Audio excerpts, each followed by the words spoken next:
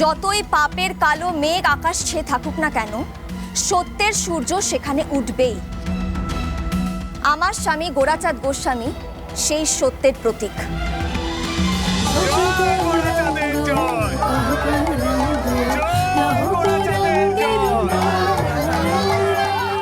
আমার সোনার গৌরাঙ্গ, আমার স্বামী, আমার দেবতা।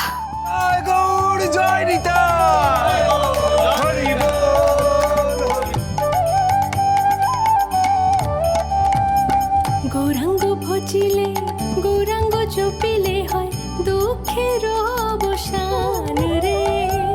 গৌরাঙ্গ ভজিলে গৌরাঙ্গ জপিলে হয় দুঃখের অবসান রে। ভালোবাসার পরীক্ষা দিতে এত ভয়? ভয় পাস না মা, শুধু বিশ্বাস কর। ওরে, ভালোবাসার প্রথম শর্তই যে বিশ্বাস। গৌরাঙ্গের নাম রে।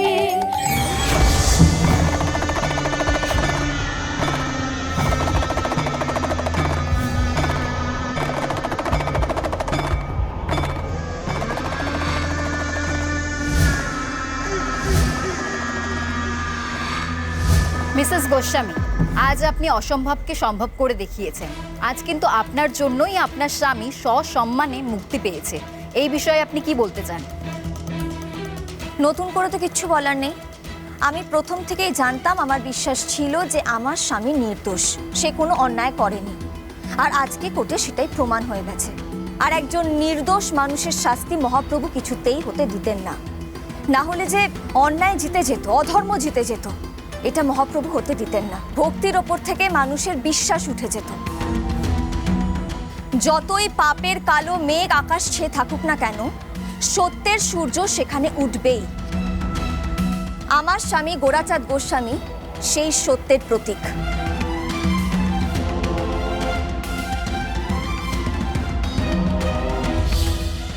এই জয় ক্ষমতার বিরুদ্ধে ভক্তির জয়, পাপের বিরুদ্ধে সত্যের জয়। এটা হতেই হতো। আমার স্বামী গোরাচাঁদ গোস্বামীর উত্থানে অনেকের গাত্রদাহ হচ্ছিল, আর সেই জন্যই তারা ওর এগেনস্টে এই ষড়যন্ত্রটা রচেছিল। গোরাচাঁদ গোস্বামীকে এইভাবে আটকানো যাবে না। এই ধর্মযুদ্ধে স্বয়ং মহাপ্রভু আমাদের সঙ্গে রয়েছে। আর আমি গোরাচাঁদ গোস্বামীর স্ত্রী অদ্বিতীয়া গোস্বামী সব সময় গোরাচাঁদের সামনে রয়েছি, ওর ঢাল হয়ে। তাই ওর ক্ষতি করার আগে আমার মুখোমুখি হতে হবে।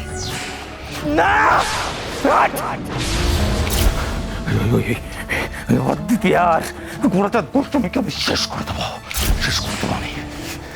এত সহজে রক্তিমচন্দ্রা হাঁটতে পারে না, হাঁটতে কিছু তাই না।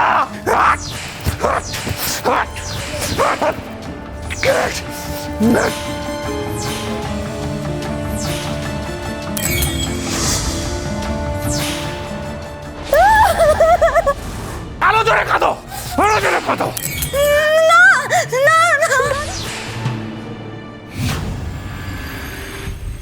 আমি তো শুধুমাত্র আমার স্বামীকে নির্দোষ প্রমাণ করেছি, কিন্তু যারা এই নোংরা চক্রান্তটা করেছে তাদেরকে আমি কিছুতেই ছাড়বো না। এই নবদ্বীপবাসীকে যে সত্যের পথ চেনায়, সেই সোনার কলেবরে যে কাদা ছেটায়, তাকে আমি ভালো করে বুঝিয়ে দেব এর ফল কি হতে পারে। এই কথাটা আমি সবার সামনে দাঁড়িয়ে দিলাম। অসাধ্য সাধন করে ফেললো দিদি। এরপর কি গোড়া দিদির থেকে মুখ ফিরিয়ে থাকতে পারবে? কিছুতেই পারবে না, কিছুতেই না।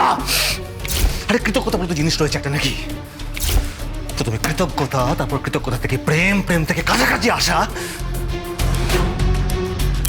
গোরাচাঁদ, অদ্বিতীয়াকে ভালোবেসে ফেলার আগেই তোকে গোরার জীবন থেকে মেয়েটাকে ছিনিয়ে আনতে হবে।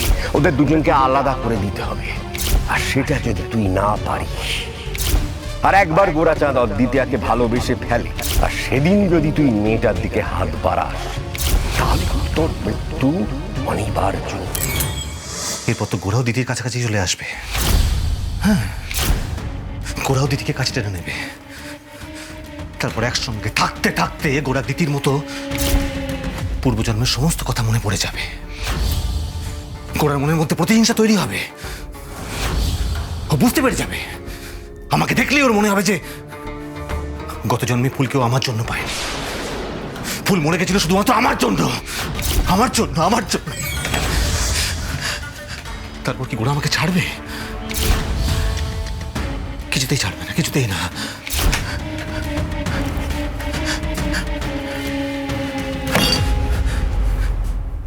পূর্বজন্মের মতো এই জন্মেও গোড়া ফুলের মৃত্যুর প্রতিশোধ নিতে চাইবে।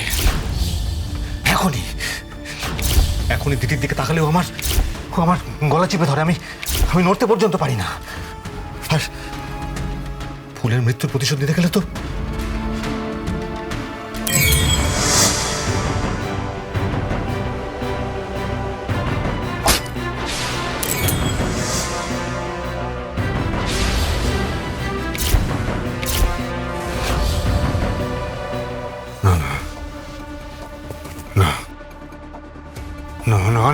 না, কিছুতেই না, কিছুতেই গোড়া দিদিকে একতা দেওয়া যাবে না, কিছুতেই না।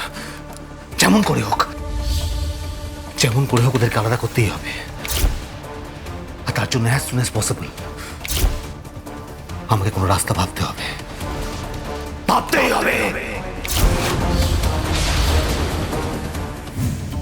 জয় গৌর জয় নিতাই, জয় গৌর জয় নিতাই, জয় গৌর জয় নিতাই, জয় গৌর জয় নিতাই, জয় গৌর জয় নিতাই। জয় গৌর জয় নিতাই।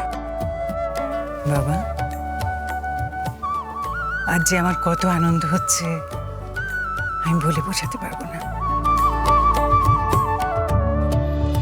কি করে বোঝাই তোমাকে? তুমি এই বাড়ির রত্ন। আমি তোমাকে পেটে ধরেছিলাম বলে আমার গর্ব হয় আজ। আর সেই তুমি, তোমার গায়ে নাকি এত বড় একটা কলঙ্ক লেগেছিল। আজকে আমার মনে যে কি পরিমাণ আনন্দ হচ্ছে আমি তোমায় বোঝাতে পারবো না। আমি যে আজকে কত খুশি বলে বোঝানো যাবে না বাবা। হয়তো অনেকদিন পর আজ আমি শান্তিতে দুটো ভাত মুখে তুলব, হয়তো একটু শান্তিতে ঘুমোবো। মা, প্রভু যদি আমাদের রক্ষা না করতেন তাহলে কি আজ এই পাপ থেকে আমি উদ্ধার পেতাম? প্রভু সব সময় আমাদের মাথার উপরে আছেন। তিনি আমাদের বিপদ দেন, আবার তিনি আমাদের উদ্ধার করেন। আর যখন তিনি নিজে না আসতে পারেন তখন উনি তার দূতকে পাঠিয়ে দেন। এই যেমন অদ্বিতীয়াকে পাঠিয়েছেন।